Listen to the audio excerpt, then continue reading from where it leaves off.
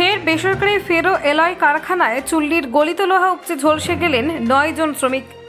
শনিবার সন্ধ্যায় ঘটনাটি ঘটেছে বাঁকুড়ার বরজরা ব্লকের ঘুটগড়িয়া শিল্প তালুকের একটি বেসরকারি ফেরো এলয় কারখানায়।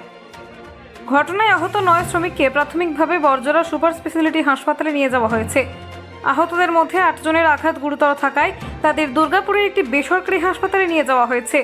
বছর খানেক আগে বাঁকুড়ার বরজরায় একটি বেসরকারি ফেরো এলয় কারখানায় একইভাবে চুল্লি থেকে গলিত লোহা ছিটকে আহত হয়েছিলেন 10 জন শ্রমিক।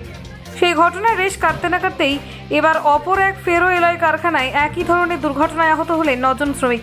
ঘুটগড়িয়া শিল্প তালুকে একের পর এক কারখানায় বারংবার এই ধরনের দুর্ঘটনা ঘটায় শ্রমিক নিরাপত্তার বিষয়টি প্রশ্ন চিহ্নের মুখে পড়েছে। এদিন দুর্ঘটনার পরপরই বরজরা সুপার স্পেশালিটি হাসপাতালে ছুটে যান বরজরার বিধায়ক অলোক মুখোপাধ্যায়। আহত শ্রমিকদের চিকিৎসার তদারকি করেন তিনি। আগামী দিনে এই ধরনের দুর্ঘটনার কথা মাথায় রেখে প্রতিটি কারখানায় পর্যাপ্ত জল ও অ্যাম্বুলেন্স রাখার আবেদন জানিয়েছেন তিনি। বরজরা শিল্প তালুকে একটি কারখানাতেও শ্রমিক নিরাপত্তা আছে কি নেই তা নিয়ে প্রশ্ন তুলতে শুরু করেছেন খোদ বরজরাবাসীরাই। আজকে বরজরা ব্লকের ঘুটগড়িয়া অঞ্চলে অর্জন দাস যে ফ্যাক্টরিটি রয়েছে ফেরো অর্জন দাস অ্যান্ড সান 6:45 নাগাদ যে লেবার ভাইরা ভাটিতে কাজ করেন, আমাদের লোকাল ছেলেরা কাজ করেন, ভাটিতে উদ্বৃত্ত যে গরম লোহা সেটা পড়ে যায়। তাতে 8 থেকে 9 জন সিরিয়াস অবস্থা।